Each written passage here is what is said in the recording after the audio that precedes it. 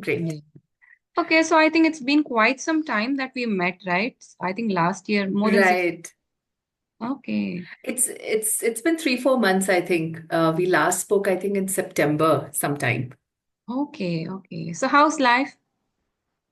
Life is very exciting and very busy. So, of course, a lot of things are happening at Sparky AI. So that Mm-hmm. keeps me busy. And then a lot of things are happening at home. I have a 2-year-old son. So Okay. he's keeping me on my toes. So when I'm back from work, he Mm. has like so many questions to ask. How was my day? Where did I go? What did I eat? So he's just getting curious by the day. So it's fun, but it gets a little tiring at times. How about you, Shanta? How are you Uh, feeling? How is your health now? yeah, it's pretty better now, getting back to normal because it was both typhoid and dengue. So it took quite some time for me Yeah. to recover. Wow. Yeah. I'm so glad to see you, and I'm glad that you're feeling better. Thank you. Thank you so much. So since it's been a while that we spoke, so I would like you to introduce Hmm. yourself again for this video. Sure, sure. Hi, everyone. I'm Namita. I'm co-founder and chief learning officer at Sparky AI. Sparky AI is a conversational generative AI chatbot that helps you improve your spoken English fluency. See, one of the best ways to improve your spoken English fluency is through practice, and we will talk more about Sparky AI as we discuss through the conversation. I have been an educator for the last 15 years. I've taught in India, I've taught in the US. And prior to starting Sparky AI, I used to work for a company called Lead School, where I was heading their curriculum. And the English curriculum that I developed there is currently being used by over 5 million learners in India. So, English is something that I'm extremely passionate about. English language learning, I have deep expertise of, and I love to talk about it. Because I think where I am today in my life and in my career is because of my ability to speak in English and communicate in English. Okay, that's wonderful to know about you. And since I have this like golden opportunity to talk to a founder, so I would like to make the most of you, most of the situation. I just wanted to know what goes inside a founder's mindset and how they are able to talk so effortlessly, seamlessly, when I see the interviews or speeches, it's not that they are prepared for all the questions that will be asked, but they Right. can just talk about it. Spoken to you or spoken to Anushri, it's kind of I keep wondering. So I want to make use of this opportunity so that I learn something from you guys, and also the audience, whoever is watching, they will learn basically how you can talk like a founder or a CEO, how you can get that confidence, those kind of communication skills, and when they talk, we feel like listening, right? So they're not they speak very well. So I would like to know about that. But before that, tell us a little bit about Sparky. Then we will watch a demo of Sure. Sparky and we'll go ahead with the discussion. Sure, Shanta.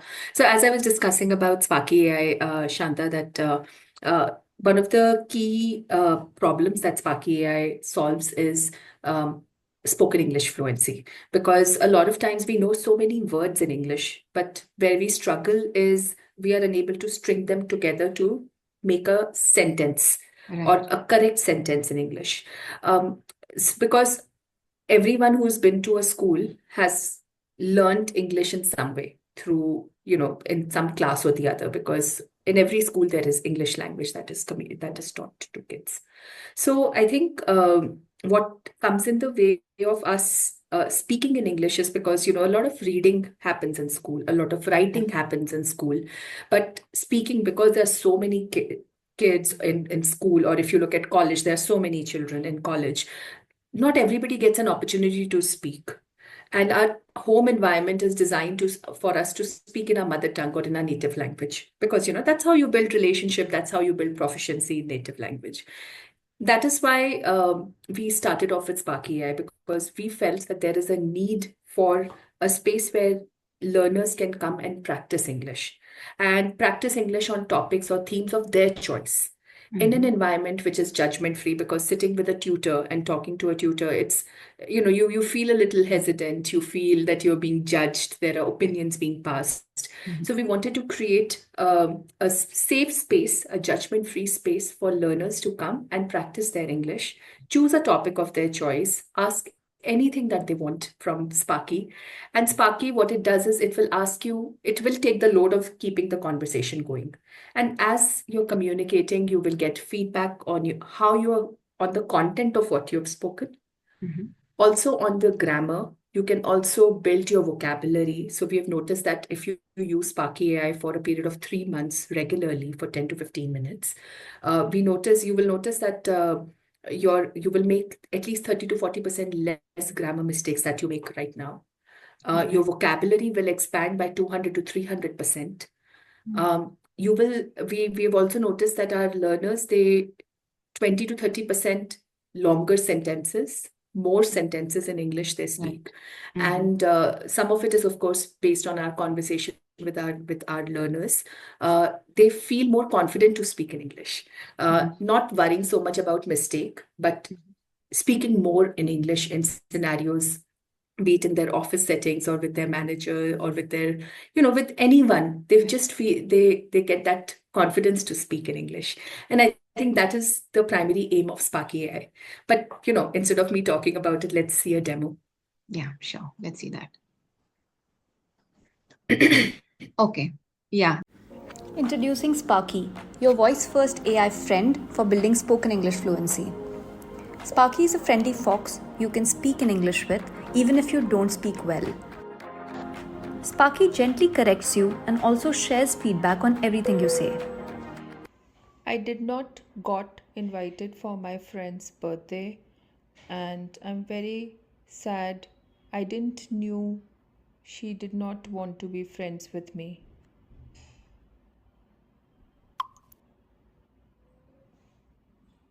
Oh no,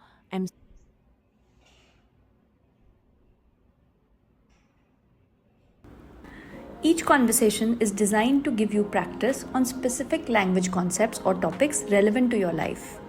Sparky keeps the conversation going so it never gets boring and helps and supports learners. If you're stuck for words, Sparky suggests what you could say. If you don't understand something Sparky said, you can easily see the meaning and even translate it to a language of your choice. Want to hear something again? You can just hit replay. You can also choose the accent and speed for Sparky's voice. Hello. Would you like me to speak faster or slower, or in a different style? Over time, it creates your personalized learning path to give you more practice on the specific mistakes that you make. If you don't feel like always talking, you can try out some fun interactive games designed to build vocabulary, pronunciation, and grammar. You can also read stories and articles with Sparky, and Sparky will highlight the mispronounced words in red.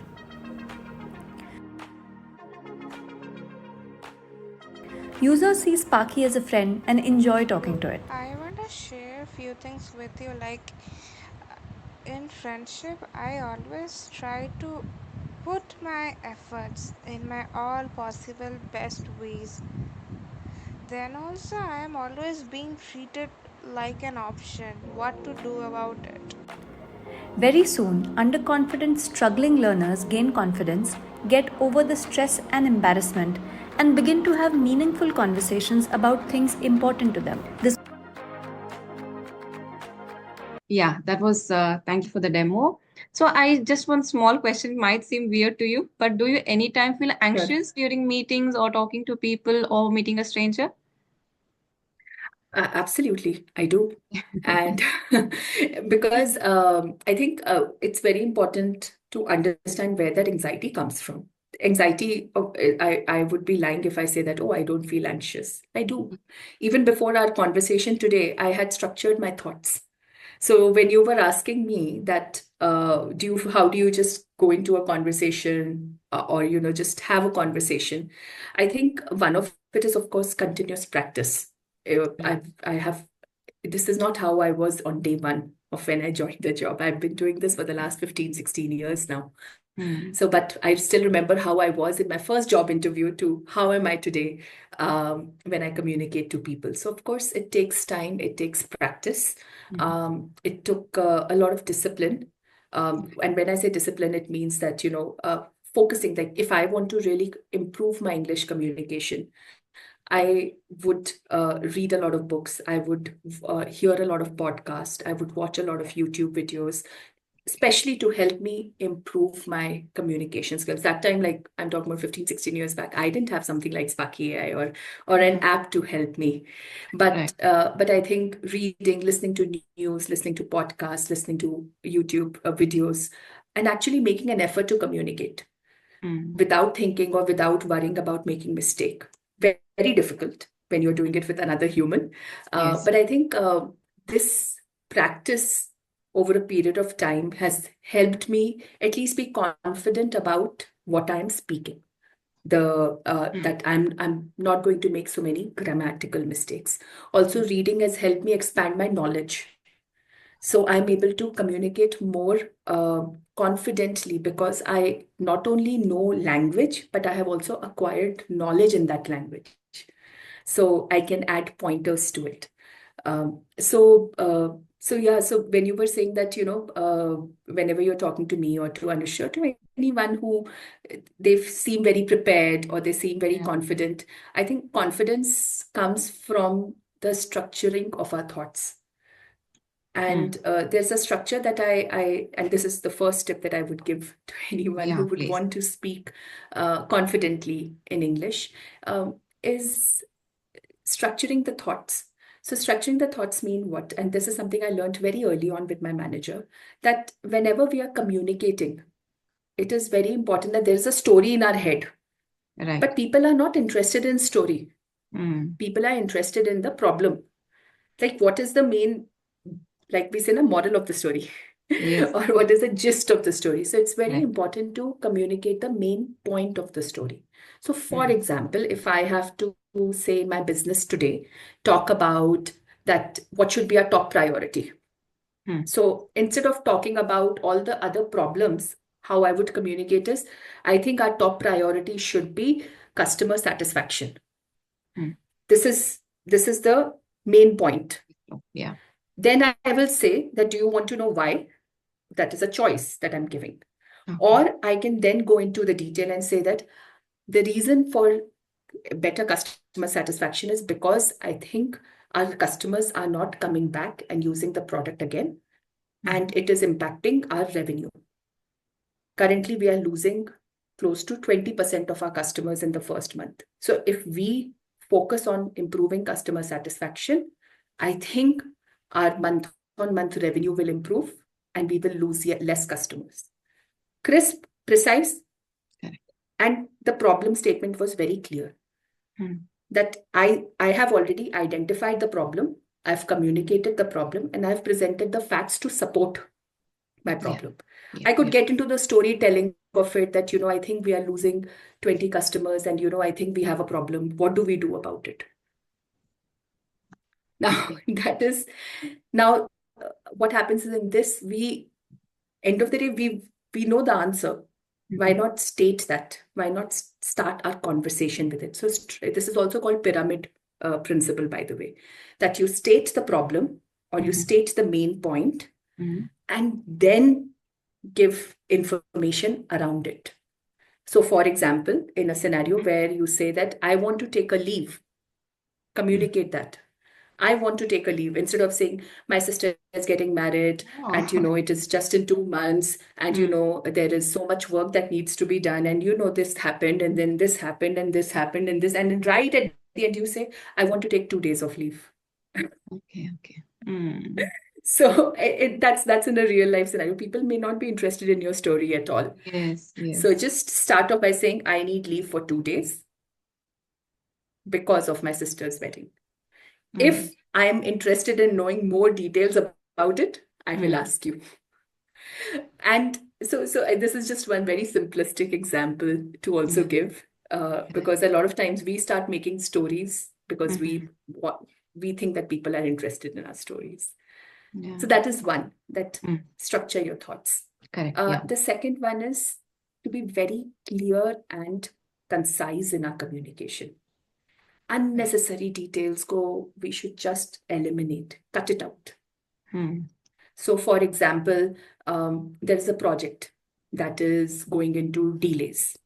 Now, the point is, it is already, if we already know that there's a delay in the project, we can again get into the detail of it, that, the project might be going into details because there are so many factors that are involved. We need to look at each problem, and suddenly there's so much of information load, which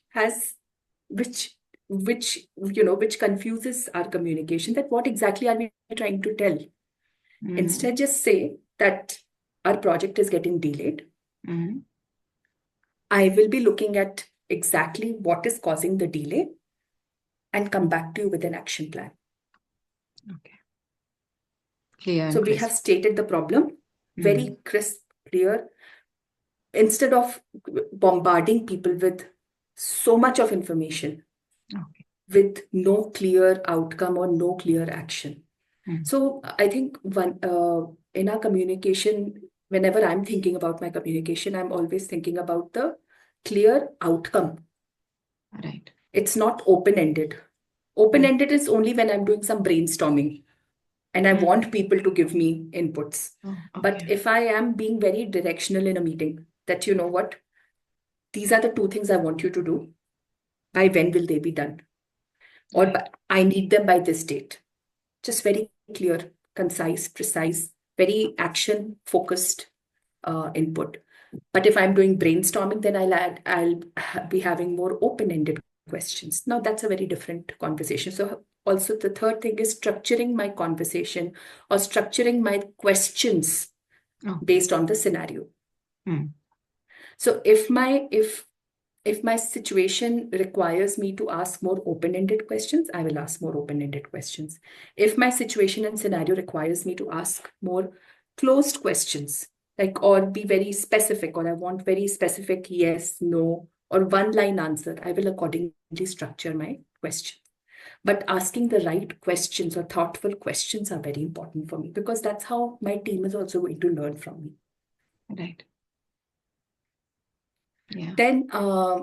Then also another thing is to just ability to see the long term, thinking about what exactly is needed. So, zooming out and looking at the big picture. So, for example, how do I take decisions? Because as a co-founder, there are a lot of decisions that we need to make. There are decisions that then what we need to do is we need to constantly keep zooming out and seeing that, okay, is this problem going to solve something for us in the short term or in the long term? So, for example, I'll give you an example that there are so many features on Sparky AI that we launch. So, for example, there's a grammar feedback that we provide to our learners. Yes. Now, what we had to take a call on what kind of tools that we should use. In order to provide that grammar feedback, we wanted to make sure that it's accurate.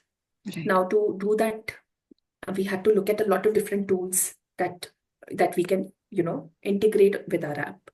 So then testing those tools was very important. Then I looking at the data, that what is the accuracy percentage of that data. So that decision making, because had a long-term impact. So I had to take time with that decision. So I had to lay out the goals very clearly, that what is it that we are looking at. At the same time, there are probably some conversations or some themes of the conversation that we put out. Those are more short term. That, probably I think right now Coldplay's concert is going on. Oh, yeah. So if I want to initiate a conversation around music and what is your favorite Coldplay song, that's a very topical conversation theme. Yes. That's a short-term decision. I'll just very quickly just launch it, get people to have the conversation and probably move away from it. So that decision making is that judgment doesn't require my involvement. So being very mindful of where my involvement is and accordingly spending my time to communicate, like which problems are big problems, which problems are small problems, where my oversight is needed, where my oversight is not needed.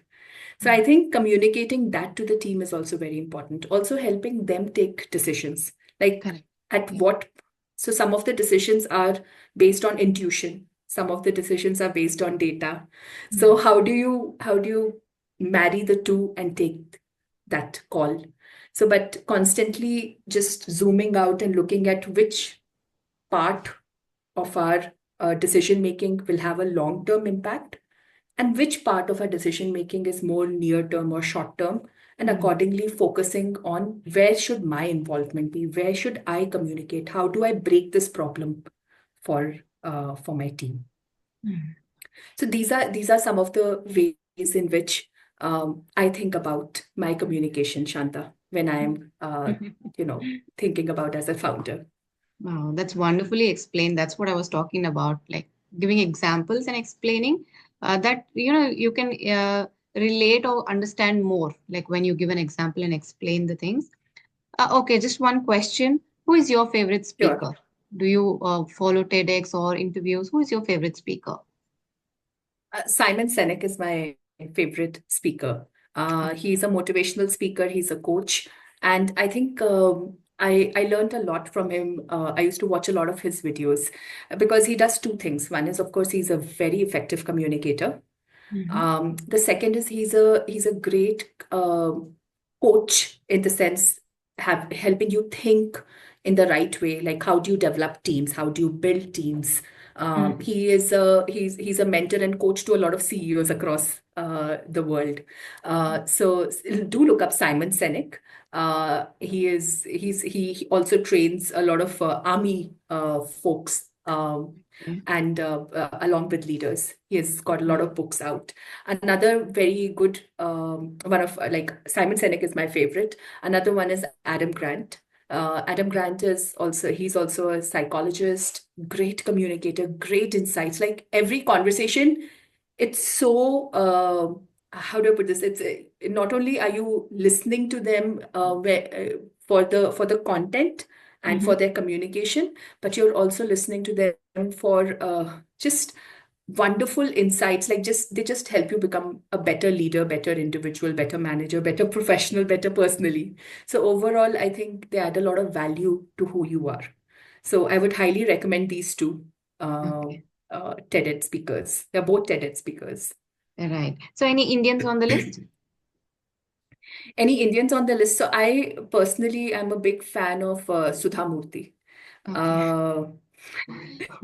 One of the reasons is because I think she's extremely humble, Mm-hmm. and she also has a lot of clarity in how she speaks. Yes. She's written so many books for adults as well as for kids. I really look up to her. Very humble, great pointers that she gives, and I think she's a role model in many ways, the way she communicates. So I really like how she speaks. Very effective, very efficient in her communication. Yes, yes. I asked that because a lot of my followers are beginners, so I wouldn't recommend them like international or foreign speakers. So yeah, that's But why I asked. Shanta, I think Simon Sinek, I think he speaks the best thing about both Simon Sinek and Adam Grant and Sudha Murthy. Like all these three, one thing that all three of them have in common is they use very simple language. Okay. Very simple language, like because they're speaking to masses. They're speaking to not just you and me, they're speaking to a Correct. lot of people. So the kind of language, the choice of words that they use, they're very sensible. So I would highly recommend listening to all three of them. Wow. Thank you so much for your input. So anything else before we wind up the session? It was wonderful talking to you.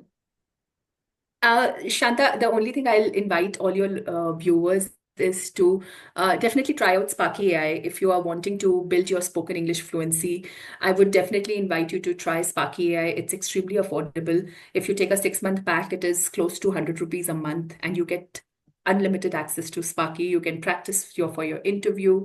You can practice just your daily conversations. You can practice things about yourself. You can practice on any topic or any theme of your choice. And Sparky, you can trust me on this, that it is going to be that friend that you wanted.